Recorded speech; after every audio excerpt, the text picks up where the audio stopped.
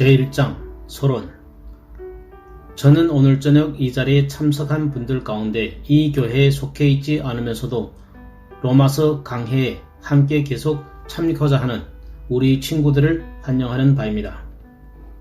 저는 주로 그들을 위해 이 예배가 정상적으로 어떻게 운영될 것인지를 시사하여 드리고 싶습니다. 무엇보다 먼저 이 모임이 예배임을 강조하고 싶습니다. 이 모임은 예배의 한 경우입니다.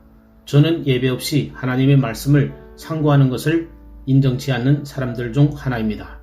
성경은 보통의 책이 아닙니다. 하나님의 책이요, 하나님에 관한 책이요, 하나님과 사람의 관계를 말하는 책입니다. 그러므로 성경을 연구할 때마다 반드시 예배를 드리고 있어야 합니다. 다른 말로 해서 이 위대한 서신을 단순히 이지적으로나 학문적인 방식으로 숙고하지 말자는 것입니다. 로마서는 한 위대한 목자에 의해 편지로 쓰여진 책입니다. 전문가들이나 교수들을 위해서 쓰여진 신학적 논문이 아닙니다.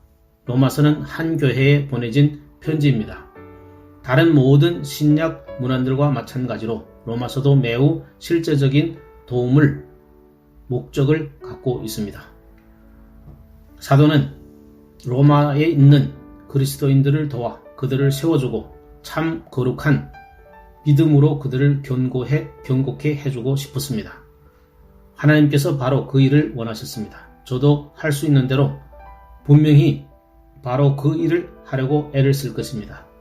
여기 이 로마서 연구를 위한 이 모임은 그러므로 예배의 한 경우이지 그저 단순한 강조가 아닙니다.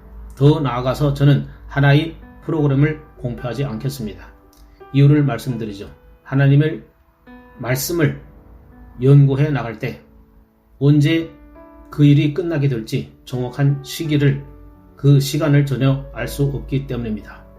우리가 믿는 대로 성령의 권능과 임재를 믿고 나가면 경우가 어떠할 것이라는 매우 깊은 느낌을 가지게 됩니다.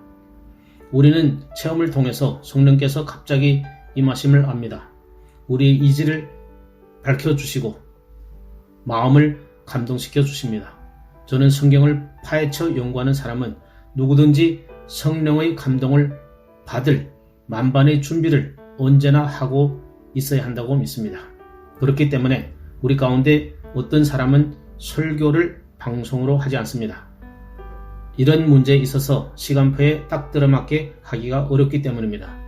성령께서 갑자기 설교자를 사로잡으면 그 예배에 어떤 일이 일어나겠습니까? 그렇습니다.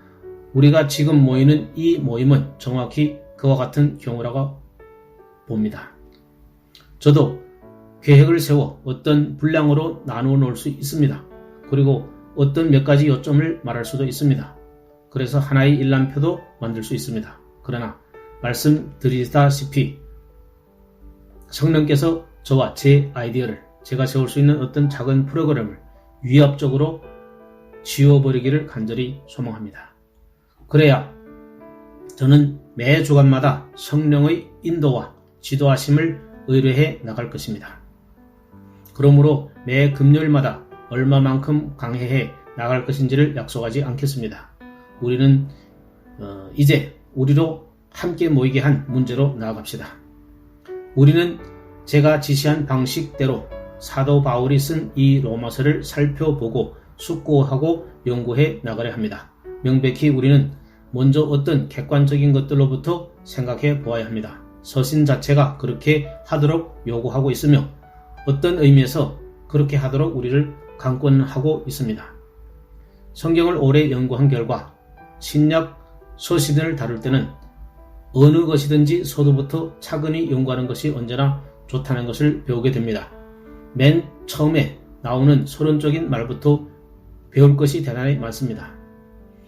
이러한 위대한 서신들의 서론을 대충 성급하게 다루는 것은 큰 실수입니다. 서신들의 서론들을 자세히 들여다보고 몇 가지 질문을 던져보면서 그 서신들을 살펴보면 대단히 많은 지식과 영적인 정보를 얻을 수 있음을 알게 됩니다. 예를 들어 우리가 이 로마서를 연구할 때 우리가 주목해야 하는 첫 번째 요점은 이 서신이 신약 성경에 포함된 여러 서신들 중 첫 번째 서신이라는 것입니다. 이 서신은 사도행전 바로 뒤에 나옵니다. 물론 그 점은 어째서 로마서가 서신 중에 맨 처음 등장하는가 라는 의문을 가지게 합니다. 사도가 맨 처음 쓴 서신이기 때문에 그런 것이 아닙니다. 우리는 그 점에 대해 절대적으로 확신합니다. 성경에 나타난 사도 바울 서신 중 맨 먼저 쓰여진 것은 데살로니가 전서였다는 것을 의문의 여지가 전혀 없습니다. 그러므로 로마서가 연대적인 순서로 첫 번째이기 때문에 맨 처음에 나오는 것은 절대 아닙니다. 그러면 어째서 그 서신이 맨 처음에 놓여졌습니까? 어떤 사람들은 로마서가 가장 길기 때문에 그렇다고 주장하기도 합니다. 그러나 저는 그렇게 설명하는 사람들의 의견에 동조하지 않습니다. 오히려 로마서가 맨 첫 자리에 온 것은 교회가 성령을 통해 얻은 지혜로 로마서가 가장 중요함을 인식하였기 때문이라고 주장하고 싶습니다. 이 로마서는 맨 초기부터 맨 처음에 놓여져 있었습니다. 그리고 모든 사람들이 그 위치를 그대로 인정하였습니다. 로마서가 성경의 모든 근본적인 진리들을 다 내포하고 있는 서신으로 인정받아 왔습니다. 사도행전에서 보는 바와 같이 교회가 형성되고 세워지고 확산될 때 모든 것들의 교회들은 언제나 자리 잡고 설 초석이 되는 근본 진리를 생각하고 있어야 했습니다. 그 일보다 더 자연스러운 것이 무엇이겠습니까? 사도 바울은 고린도 교회에 보낸 편지에서 이 닦아둔 것 외에 능히 다른 터를 닦아둘 자가 없다 라고 말합니다. 그는 다시 여기서 그 모든 동일한 터가 될 진리를 닦고 있습니다. 자, 그 점이야말로 우리가 강조해야 되는 당연한 요점입니다. 지난 수세기 동안 기독교회는 로마서가 다른 무엇보다도 근본적인 진리를 다루는 서신이라는 보편적인 견해를 취해왔습니다. 교회사를 살펴보면 시대마다 그 사실이 입증되어 왔음을 알게 될 것이라고 저는 생각합니다. 어떤 의미에서 로마서가 성경에 나오는 어떤 다른 책보다도 교회사에서 더 중요하고 중차대한 역할을 해왔다고 말해도 결코 과정이 아닙니다. 그 점은 매우 큰 의미를 지닌 것입니다. 우리는 전체 성경을 읽고 연구해야 합니다. 그렇습니다. 그러나 교회 역사를 통해 보아 어떤 특별한 책이 예외적으로 두드러지게 사용된 것처럼 보이는 것이 명백하다면 그 책에 대하여 더 특별한 관심을 기울이는 것이 당연히 바른 일이겠죠.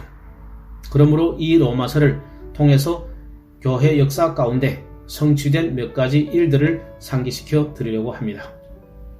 물론 그 때문에 오래 지체할 수는 없습니다. 다만 몇 가지 뛰어난 하이라이트의 경우들만 지적해 보겠습니다. 첫 번째 실례로는 저 성 어거스틴이라 주목할 만한 인물의 회심을 생각해 보겠습니다.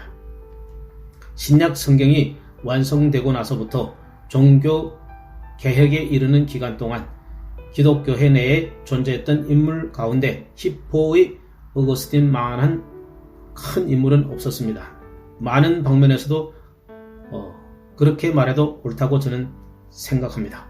여러분이 그 이야기를 한번 생각해 보시기 바랍니다. 그는 두뇌가 명석한 사람으로 교수였습니다. 그러나 그가 심오한 철학자임에도 불구하고 부도덕하고 방탕한 생활을 하고 있었습니다. 여러분은 그 사람이 어떻게 회심하게 되었는지 기억하십니까? 그는 영혼의 고통과 고뇌를 안고 어느 날 오후 정원에 앉아 있었습니다. 그때 톨레에게 책을 들어 읽어라 라고 말하는 어린아이의 목소리가 들려왔습니다. 그래서 그는 일어나 그의 숙소로 가서 책을 펴서 읽었습니다.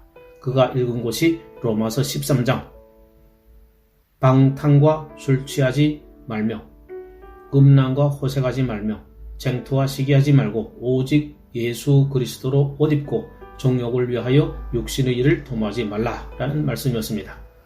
거기서 그리스도 안에 있는 하나님의 진리가 그를 강하게 비추었고 그는 회심하여 구원받아 기독교의 등대가 되었습니다.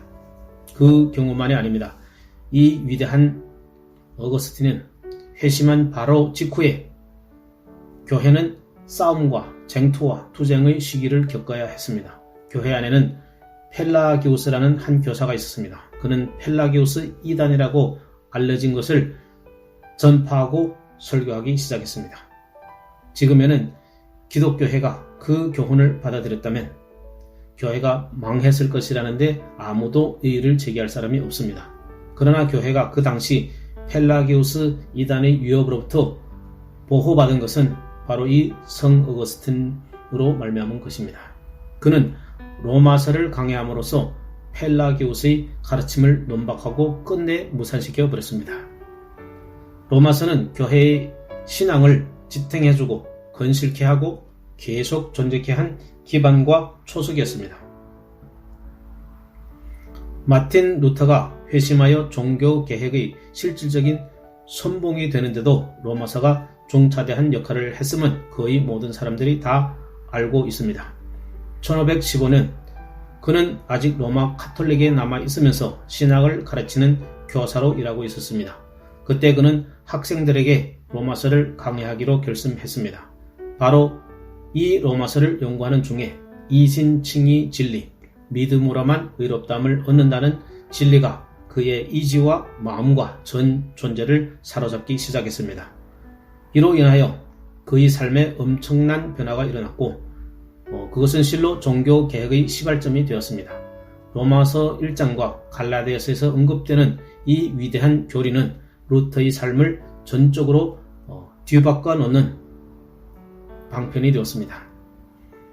그와 같이 거기서 우리는 하나님께서 기독교 역사의 중대한 전환 시기에서 로마서를 어떻게 사용하셨는가를 우리가 알 수 있습니다.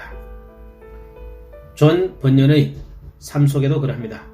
하나님께서 그를 회심시킬 때 로마서와 갈라디아서와 루터의 주석을 사용하셨습니다.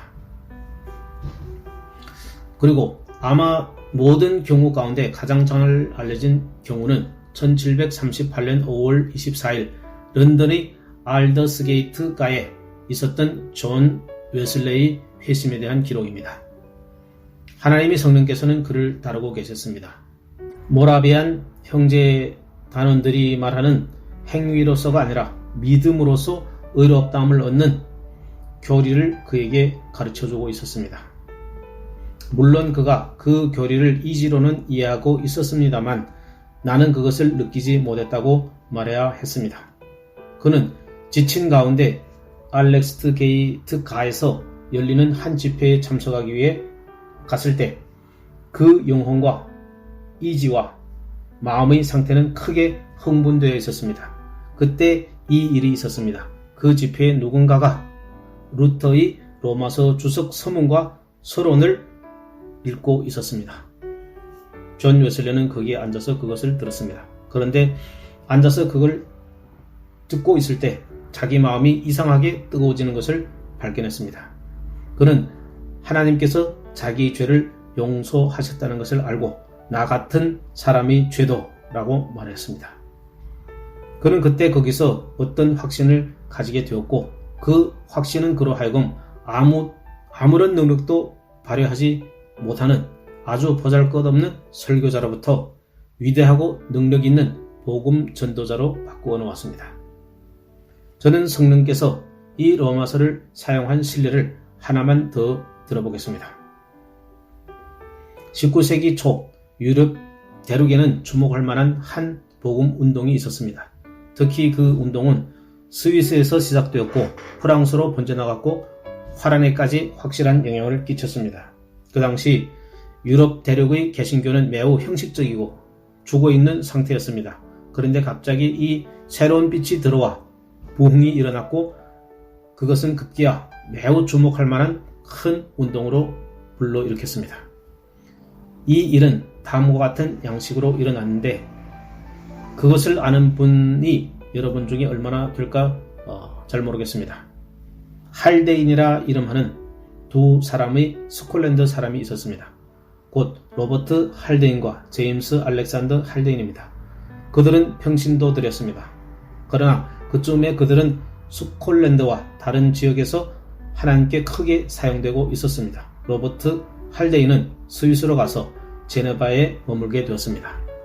그가 하루는 노천 강단의 한 좌석에 앉아 있는데 자기 바로 옆에 앉아 있는 젊은 두 청년들이 대화하는 것을 듣게 되었습니다. 그는 그들이 신학생임을 알았습니다. 게다가 그들이 복음적인 의미에서 진리에 대해 무지하다는 것과 또 그 결과 그 두 사람 다 복음의 능력에 대해 알지 못하고 있음을 알게 되었습니다. 그리고 바로 이 점이 그의 마음을 짓눌렀습니다. 그는 여러 번 그들을 찾아가 만났고 결국에는 그들을 돕기 위해 무엇인가 해야 하겠다는 결심을 갖게 되었습니다. 그래서 로버트 할데이는 이 학생들을 초청했습니다. 그 학생들은 다른 친구들도 데리고 그의 방으로 왔습니다. 그는 그 학생들과 함께 이 로마서를 가지고 한 절 한 절 연구하고 파헤쳐 나갔습니다. 그러면서 로마서의 위험에 차고 영광스러운 진리들을 접하게 해 주었습니다. 이렇게 하도록 그를 인도하신 성령께서는 그런 일을 할 때 그를 높여 주셨습니다. 그런데 이 대단치 아니한 모임이 귀한 몇 사람의 회심을 불러왔습니다.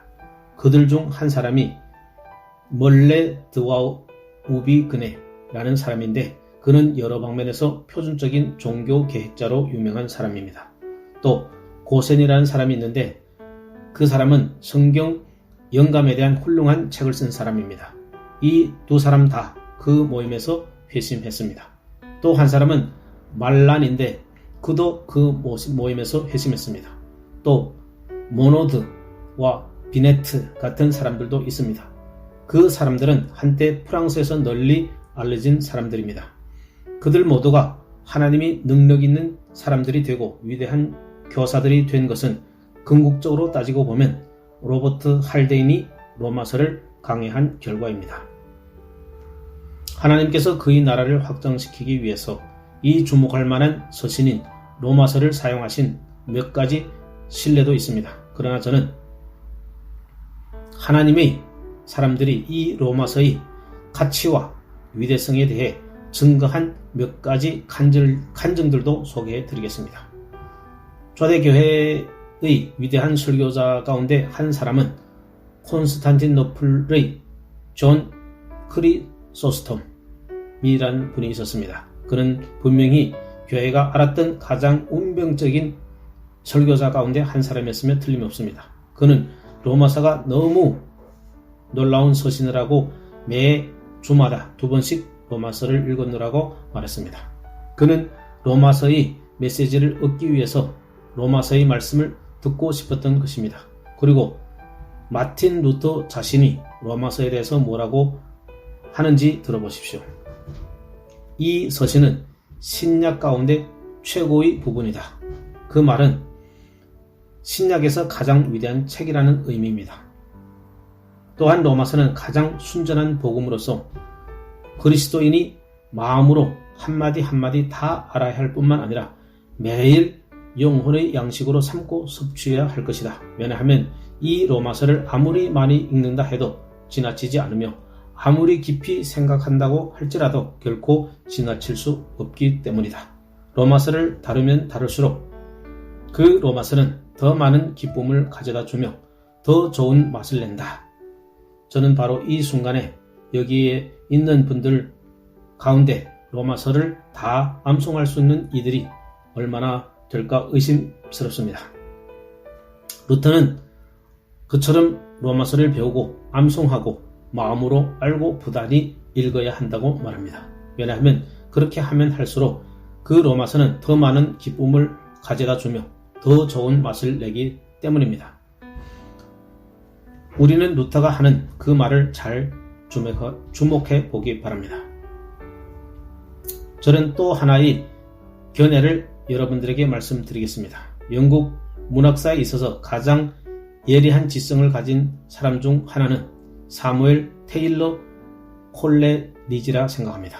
그는 참 훌륭한 사람이었습니다. 콜레리지는 이 책에 대해서 존재하는 저작 중에 가장 심오한 작품이라고 말했습니다. 또 전기문학 대전과 같은 책을 지은 박시간 문학가였습니다. 그 사람은 영국 문학뿐만 아니라 독일 문학에도 정통한 사람이었습니다. 그는 고전들을 알고 있었습니다. 그런데도 이 사람은 로마서는 존재하는 저작 중 가장 심오한 작품이라고 말할 수 있었습니다. 제가 이러한 것들 말씀드리는 것은 이 위대한 서신의 가르침을 정당화시키기 위해서일 뿐만 아니라 그렇게 함으로써 우리 자신을 시험해 보고 이러한 문제를 각자 자문해 볼 것을 믿기 때문입니다. 나는 이 로마서에 대해 그 모든 요점들을 인식하고 있는가? 내가 성경을 통독해 나갈 때 이 책에서 멈춘 적이 있는가? 멈춰서 이 책에 시간을 들였던 적이 있는가? 이 책 로마서의 깊은 심오성을 인식한 적이 있는가? 이러한 서론적인 것들을 말씀드렸으니 로마서 자체를 숙고해 보기 바랍니다. 로마서의 첫 단어는 바울이라는 이름입니다. 이 서신은 바울이라 하는 사람에 의해 쓰여졌습니다. 나는 여기서 멈추어 서서 생각해야 한다는 강박감을 느낍니다. 앞서 말씀드린 바와 같이 로마서 서두에 나오는 것들을 유심히 주목하면 풍성한 진리를 발견할 것이기 때문에 서둘러 전진해 나갈 수 없습니다. 자, 이 첫 번째 나오는 바울이라는 말을 생각해 봅시다. 그것은 이 서신을 쓴 사람의 이름입니다. 그는 로마라는 큰 도시에 살고 있는 일단의 그리스도인들에게 한 편지를 쓰고 있었습니다. 로마시는 그 당시 세계의 메트로폴리스였습니다. 이 편지를 받는 그리스도인들은 대부분이 이방인들이었습니다. 그 얼마나 기이하고 놀라운 일입니까? 세상에 다른 사람이 아니고 이 사람이 주로 이방인들로 구성되어 있는 교회에 이 같은 편지를 쓰다니 참으로 기이한 일입니다. 제가 어째서 그렇게 말씀하시는지를 알겠습니까? 이 사람의 내력을 생각하면서 말하고 있는 것입니다.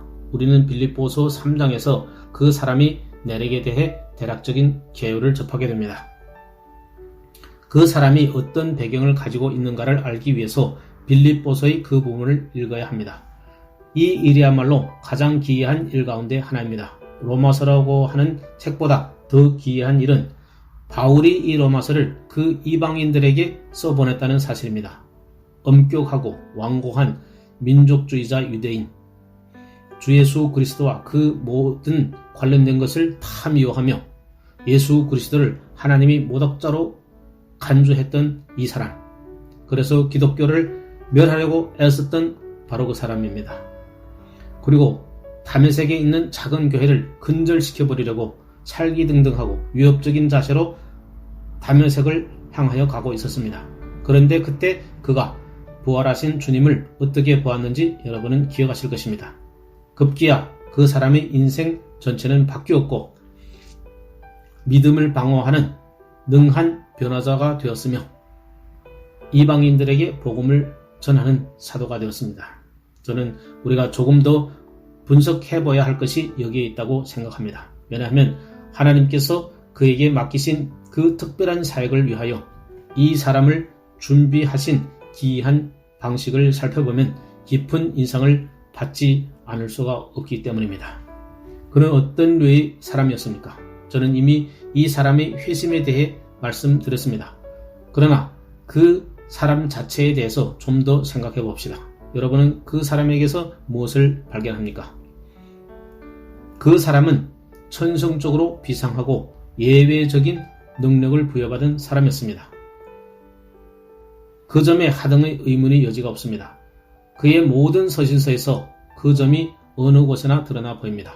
사도행전에 나오는 그의 이야기 속에서도 그 점을 발견합니다. 그 사람은 의심할 여지 없이 위대한 두뇌를 가진 사람이었습니다. 교회 내에서뿐만 아니라 세상적으로도 그러하였습니다. 전혀 그리스도인이 아닌 사람들도 그 점을 인정합니다.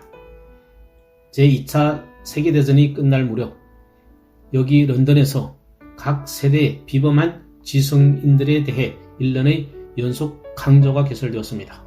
그 강좌들을 주최한 측은 세속적인 공회였습니다. 그러나 거기서 다루어지는 인물들 중 그 목록 중에는 사도 바울이 들어있었습니다. 그들은 사도 바울이야말로 여러 세대에 빛나는 비범한 지성인 중에 하나였음을 인정하지 않을 수가 없었습니다. 사도 바울이 행한 모든 일에서 그 점은 매우 명백하게 드러납니다. 그의 엄청난 이지력과 논리, 증거, 사실들을 열거하여 증명하는 방식을 주목하지 않을 수가 없습니다. 천성적인 본성의 입장에서 그를 살펴보고 그가 가진 비상한 능력을 생각해 보기만 하더라도 그는 참 놀라운 사람이었습니다. 그러나 거기다가 그의 출생과 그의 성장 과정과 학문적 수련을 주목해 보십시오. 저는 여러분에게 하나님께서 그 사람에게 맡기신 이 위대한 일을 위하여 그 사람을 어떻게 준비하고 계신가를 보여주려고 합니다. 그의 이름 자체가 그 모든 점을 우리에게 암시해 줍니다. 무엇보다 그는 먼저 한 사람의 유대인이었습니다. 그는 그 점에 대해서 모든 것을 우리에게 말했습니다. 히브리인 중의 히브리인이요, 베냐민 지파에 속한 등등. 그렇습니다. 그러나 그뿐 아니라 그는 바리새인으로 수련받았습니다. 가말리엘 문화에서 배우는 특권도 얻었습니다. 가말리엘은 그때 당시 바리새인들 중에서 가장 큰 선생이었습니다. 거기서 그는 전문적인 교육을 받았고 유대 율법에 대한 전문가가 되었습니다. 적어도 바리새인들이 가르치고 해석하는 차원에서 율법의 전문가가 되었다는 말입니다.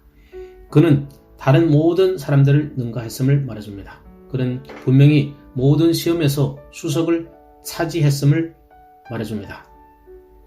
그는 지식과 정보를 쉽게 흡수할 수 있었습니다. 그러므로 그는 바리새인 중의 바리새인이요, 유대인적인 관점으로 하나님의 율법을 이해하고 해석하는 데 전문가가 되었습니다. 그렇습니다만 그에게 또 하나의 특기할 사항은 로마 시민으로 태어났다는 점입니다. 사도행전을 보면 그가 잡힌 후에 자기를 변호해야 했을 때 결코 작지 않은 도시의 시민임을 밝히고 자기가 자유인으로 태어났음을 고백합니다. 그는 로마의 자유인이었습니다. 그 점은 정말로 굉장한 것을 의미합니다. 그것은 대단한 영예였습니다.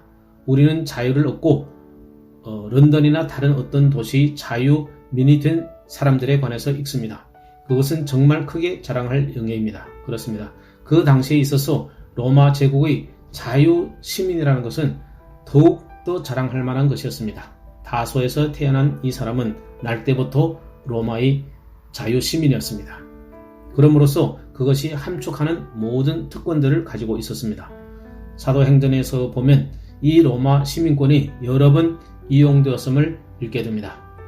아마 분명히 그는 복음 전도자로서 일을 해나갈 때 우리가 듣는 것보다 훨씬 더 많이 그 시민권을 사용했을 것입니다. 이와 관련하여 중요한 또 다른 요점은 그가 다소라 불리우는 도시에서 자라났다는 것입니다. 다소는 그 당시 헬라 문화의 주요 세 중심지 가운데 들어있는 도시였습니다. 다른 둘은 물론 아덴과 애국의 알렉산드리아였습니다. 그러나 권위 있는 학자들에 의하면 이 헬라 문화의 문제에 있어서 다소는 아덴과 알렉산드리아와 실질상 어깨를 나란히 한 곳이었습니다. 사도행전을 읽다 보면 사도 바울이 이 국면에 있어서 잘 훈련되어 있었음을 발견합니다.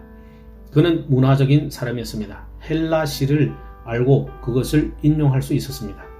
헬라 철학자들의 저작들을 알고 있었고 또한 인용할 수 있었습니다. 그는 로마 시민일 뿐만 아니라 혈통적인 의미에서 유대인으로 태어났으며 거기다가 이 놀라운 헬라 문화의 배경을 최고로 다 갖춘 훌륭한 사람이었습니다. 어째서 제가 이 모든 것을 상세히 말씀드리고 있는지 아시겠습니까? 자, 그 이유를 말씀드리죠.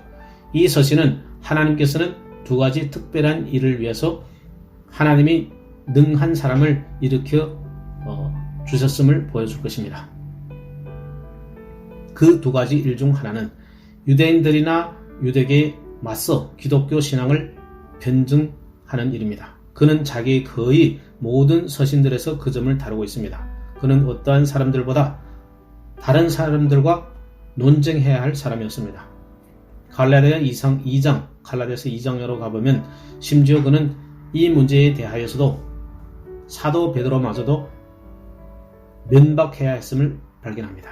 베드로는 그때 이 문제에 있어서 갈피를 잡지 못하고 요동하려 하였습니다.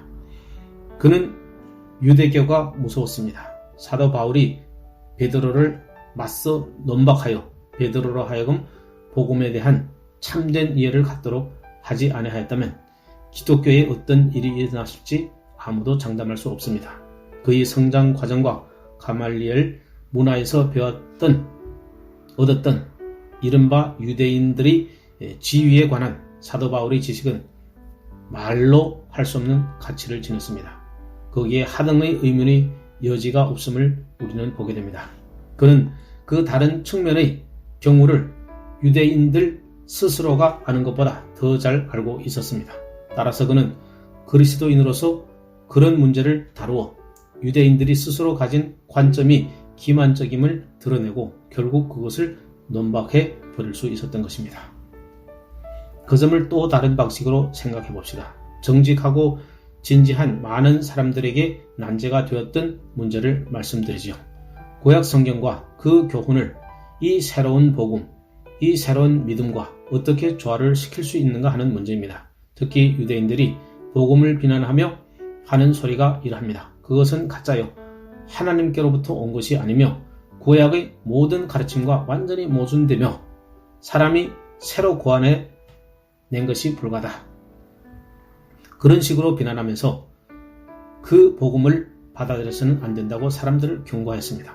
바울이 수행한 위대한 임무들 중 하나는 구약의 교훈과 신약의 교훈을 조화시키는 일이었습니다.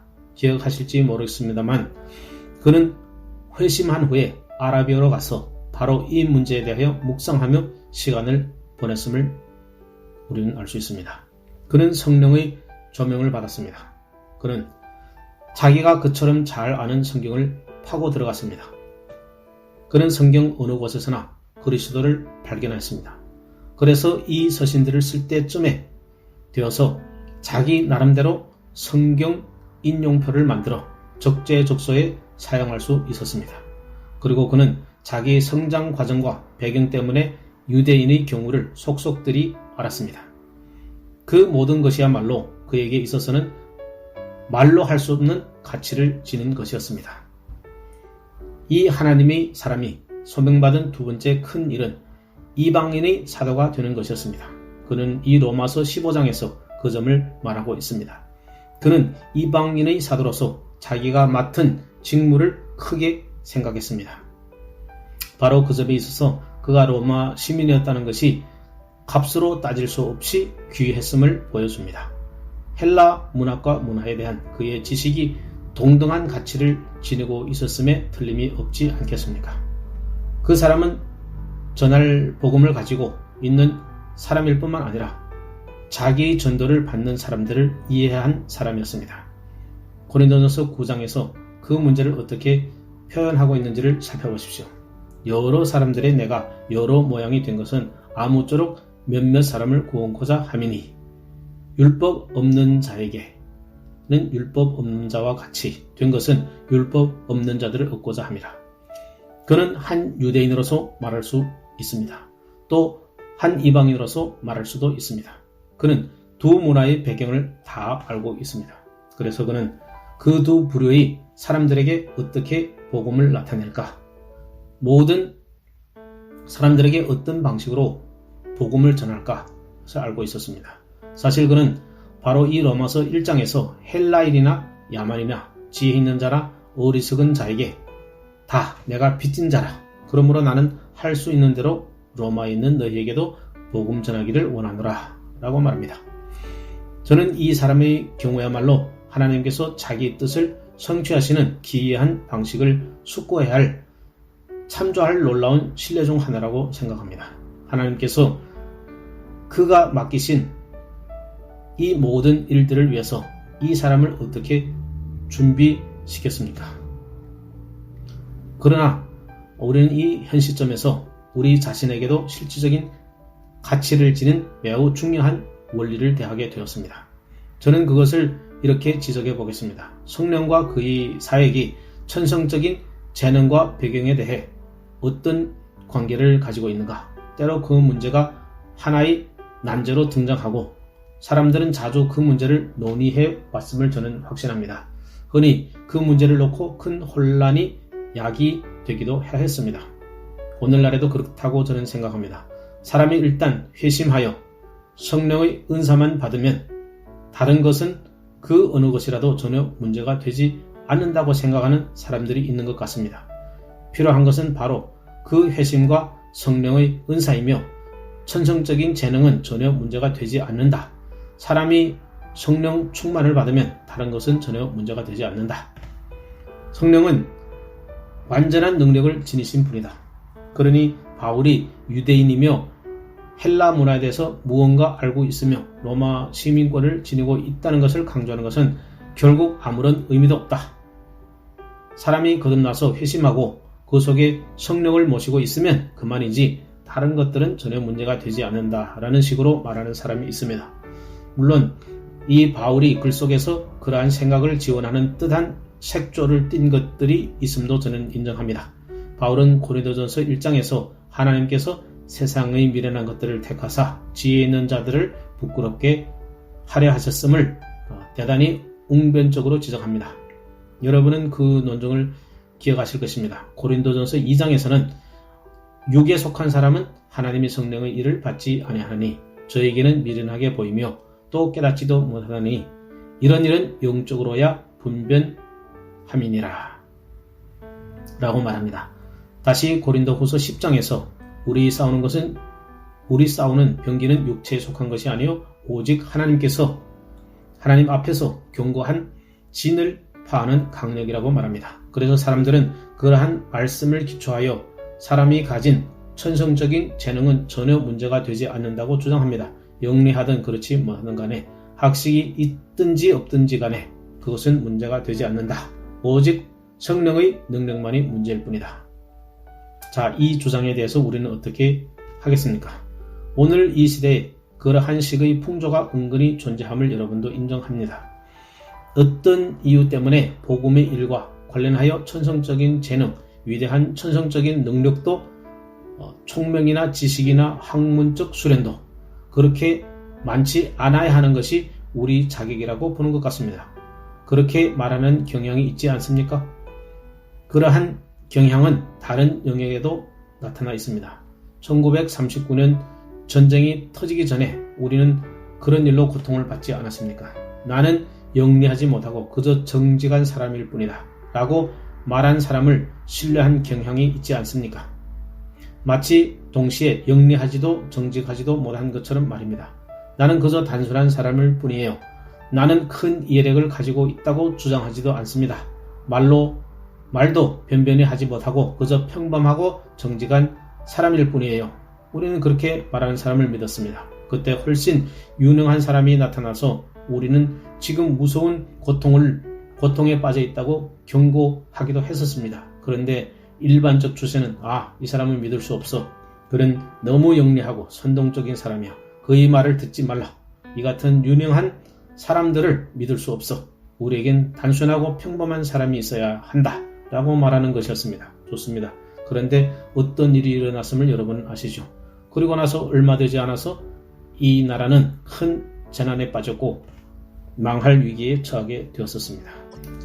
복음 선포와 관련해서도 그런 식의 논리를 내세울 위험이 존재한다고 말씀드린 바입니다. 그러나 그것은 무서운 기만입니다. 왜 제가 그런 말씀을 드리는지 그 이유를 보여드리겠습니다. 성경 자체가 그 논리를 배격합니다. 성경을 통독해보고 하나님께서 특별히 사용한 사람들을 주목해 보십시오. 모든 직종마다 주목할 만한 사람들이었고 뛰어난 능력을 가진 사람들이었음을 우리는 발견합니다. 하나님께서는 가장 비상한 방식으로 그 사람들을 예비하셨던 것입니다. 예를 들어 모세를 보십시오. 그는 천성적인 재능도 갖고 있었고 바로의 집에서 학문도 터득했었습니다. 그 모든 것이 그를 준비시켰습니다. 다윗 같은 사람을 보십시오. 그의 시편을 읽어보십시오. 그는 얼마나 놀라운 사람이었습니까? 그는 얼마나 걸출하게 유능한 사람이었습니까? 이사야를 보십시오. 그의 사역기간 중에 행한 능한 일들을 읽어보십시오. 살아 움직이는 듯한 감동적인 그의 언어를 주목하십시오. 그는 무엇보다 위대한 시인이었습니다. 또 한 설교자라서 수련을 받았던 예레미야와 같은 사람을 보십시오. 그의 논증 방식을 주목해 보십시오. 성경에 나오는 여러 인물들을 그런 식으로 살펴볼 수 있습니다. 신약에 이르게 되면 바울이든 이 다소 사람 사울만이 그와 유사한 수련을 받았던 것이 아닙니다. 사도 요한도 분명히 동일한 경우입니다. 요한이 그렇게 철저한 수련을 받지 못했다 할지라도 분명히 상당한 재능을 가진 사람이었음을 우리는 알 수 있습니다. 여러분은 그 점을 성경에서뿐만 아니라 십수세기에 걸친 교회 역사에서도 발견할 수 있습니다. 저는 이미 성 어거스틴을 언급한 바가 있습니다. 또 마틴 루터도 언급하여 드렸습니다. 존 칼빈이나 요나단 에드워드와 존 웨슬레 같은 사람들도 언급할 수 있습니다. 그들은 천성적인 의미에서 비상한 재능들을 받은 걸출하고 유능한 사람들이었습니다. 하나님께서는 하나님이 나라를 확장시키고 교회를 발전케 하시려는 큰 뜻을 이루는데 이 사람들을 가장 뛰어나게 사용하신 것 같습니다. 이 점으로부터 우리는 몇 가지 원리들을 끌어낼 수 있습니다. 저는 잠깐만 그 원리들을 지적해 드리겠습니다. 천성적인 은사는 그 자체로 나쁠 것이 하나도 없습니다. 모든 사람들에게 천성적인 재능을 부여하시는 분은 하나님이십니다. 사람 스스로가 자신의 재능을 만들지는 않습니다. 섹스피어가 자기의 재능을 만들지 않았습니다. 모든 재능들은 하나님이 주시는 은사입니다. 그러므로 천성적인 재능들을 깎아서 말하는 것은 비성경적이요 비기독교적입니다. 기독교 신앙은 무지나 우둔함을 편들어 올려주지 않습니다. 그리스도인의 삶에 있어서 그러한 무지나 우둔함의 범주로 떨어지면 이익이 될 것이 하나도 없습니다. 그러나 저는 좀 더 나아 보겠습니다. 두 번째로 천성적인 재능은 의지할 것이나 자랑할 것이 되지 못한다는 점입니다. 고린도 서신에서 바울이 바로 그 점에 관심을 두었던 것입니다. 고린도 교인들에게 있어서 문제되는 것은 그들에게 은사가 없어서가 아니라 그것들을 자랑하고 떠벌렸다는 데 있었습니다. 성경 어느 곳에서나 그러한 자세는 다 비난을 받습니다. 은사들, 재능들 자체는 잘못된 것이 없습니다. 그러나 그것을 자랑하고 그런 것들을 가졌으니 내게는 성령이 필요 없다고 한다면 그것은 전적으로 잘못된 것입니다. 성령께서는 분명히 천성적인 재능들을 내버려 두거나 제쳐놓고 하지 않으십니다. 성령께서는 그것들을 조종하시고 사용하십니다. 하나님께서는 성경에 나타난 그러한 사람들을 사용하신 방식을 그런 차원에서 이해할 수 있습니다. 성경에 나타난 인물들은 각각 그 나름대로의 문체를 가지고 있음을 주목해야 합니다. 어떤 사람이 그것이 성경 어디에 있는지 밝히지 않고 이사야의 예언 중 한 부분을 읽으면 여러분은 그것이 누구의 문체임을 알 수 있지 않습니까? 아마 이렇게 말할 수 있을 겁니다. 저건 이사야의 것인데 제가 어디를 읽는지 밝히지 않고 바울 서신 중 어느 부분을 읽을 경우 성경을 웬만큼 아는 사람이라면 베드로나 요한의 서신이 아닌가 하고 짐작하는 사람은 아무도 없을 것입니다. 정말 없을 것입니다. 이 사람들 각자마다 다 자기 나름의 문체를 가지고 있습니다. 그들 모두가 다 같은 양식의 글을 쓰지 않습니다. 그들은 기계가 아니기 때문입니다. 성령께서 그들에게 불러주어 그대로 받아쓰게 하지 아니하셨습니다. 성령께서 행하신 일은 재능과 능력을 가진 이 사람들을 들어서 사용하시고 채용하신 것입니다. 우리가 이 로마서를 공부해 나가면 그 점을 확연하게 알게 될 것입니다. 우리는 이 로마서에서 사도 바울이 질서와 논리와 논증력과 힘을 가지고 이 서신을 써내려가는 것을 보고 깊은 인상을 받을 것입니다. 천성적으로 다소 사람 사울이 가졌던 이 모든 천성적인 특징과 속성들이 성령께 붙잡혀 이 로마서에서 그 대단한 모습을 드러내고 있습니다. 이 점을 이해하는 일은 얼마나 중요합니까? 성경 영감에 대한 성경적 교리는 기계적 영감이 아닙니다. 기계적 영감이라는 것은 성령께서 저자에게 불러주시고 저자는 그 불러주는 대로 그대로 받아 기록한 것과 같은 방식의 영감을 말하는 것입니다. 성령께서는 자기에게 복종하는 사람들을 취하시고 그들이 하나님께로부터 부여받은 모든 재능들을 사용하십니다. 이 재능들을 그들에게 주시는 이는 하나님이십니다. 바울이 다소에서 태어나도록 하신 분도 하나님이십니다. 하나님께서 그렇게 그를 준비시켰던 것입니다. 하나님께서는 바울에게 시킨 일이 있었습니다. 그래서 여러분은 이 모든 일을 통해서 빛을 발하는 하나님의 영광을 보게 됩니다. 바로 이 사람이 적시에 그 일을 위해서 부르심을 받습니다. 마틴 루터의 경우도 그러합니다. 이 사람은 종교 계획을 이룬 선봉장이었습니다. 그 사람은 수도사로서 수련을 받았고 로마 카톨릭을 속속이 다 잘 알고 있었습니다. 그 사람이 바로 하나님께서 사용하신 사람들입니다. 하나님께서는 이 모든 것들에 대해서 아무것도 모르는 사람을 취하여 성령으로 충만케 하여 사용하시는 그런 분이 아니십니다. 절대로 그런 분이 아닙니다. 그는 자기 사람을 예비하셨습니다. 수세기 동안 걸쳐서 하나님께서는 그러한 일을 계속 하셨습니다. 나의 사랑하는 친구들이여, 이 점에 있어서 저와 여러분이 받을 교훈이 있음을 말씀드렸습니다. 여러분이 최근에 회심하였습니까? 좋습니다. 그렇다면 마귀가 여러분의 모든 천성적인 재능들은 무가치하며 소용없다고 생각하도록 만들 것인데 그 시험에 빠지지 마십시오. 여러분이 회심하기 전의 삶 속에서는 여러분의 자신의 개성을 사용하였습니다. 하나님께서는 그것을 새로운 상황 속에도 사용하시길 원하십니다. 옛 삶과 사업과 죄악 가운데서 여러분이 재능들을 사용하였죠. 바로 그 같은 재능이 그리스도를 증거하는데 그리스도인으로서 맡겨진 임무를 감당하는 데 역시 사용될 수 있습니다. 바로 그것이 제가 여기서 발견하는 교훈들입니다. 우리는 모두 다 재능들을 가지고 있습니다. 그러므로 하나님께서 사용하시도록 그 재능들을 하나님께 돌려드리십시오. 여러분은 다른 어느 누구와 똑같이 행하려고 하지 마십시오. 그렇게 되도록 창조를 받지 않았습니다. 하나님께서부터 받은 은사들을 하나님께서 사용하시도록 드리십시오. 그래서 저는 제 방식대로, 여러분은 여러분의 방식대로, 다른 사람들은 그들 나름대로의 다른 방식대로 행해야 합니다. 그리하여 모든 사람들이 각 파트별로 나누어 힘찬 찬양을 하나님께 드리는 성가대처를 모두 합하여 하나가 될 수 있습니다. 하나님께서는 자연과 창조계를 통해서 역시 같은 일을 행하십니다. 같은 꽃이 하나도 없고 같은 새가 하나도 없습니다. 모든 피조물마다 그 나름의 다른 특성을 가지고 있습니다. 그럼으로써 하나님께서는 자연의 다양성과 매력을 통해서 자신의 영광을 드러내십니다. 바울, 그렇습니다.